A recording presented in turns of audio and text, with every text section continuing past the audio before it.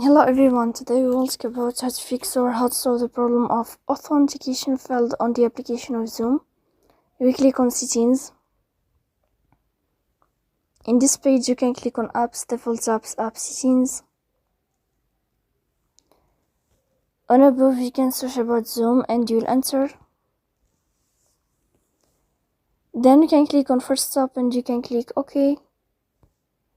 After that you'll enter to the window of storage. Here you can click clear cache. Don't click clear data because that can delete your account.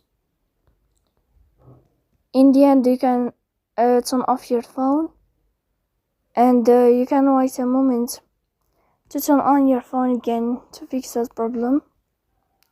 So please don't forget to support us by like and subscribe. See you next time in another video and thank you for watching.